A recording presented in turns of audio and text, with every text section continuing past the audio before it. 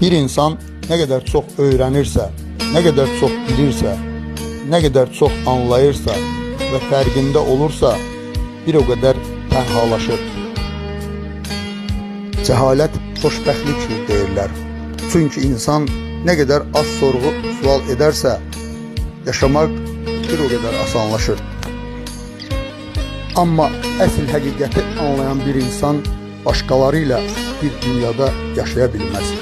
İnsanlar öz kiçik dünyalarında xoşbəxt olduğu zaman düşünən insan tənhalığın dərinliyində məhkum olur.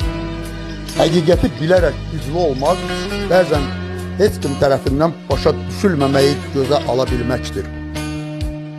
Bəzən tənhalığın içində bir kral olmaq, izdihamın içində kölə olmaqdan daha yaxşıdır.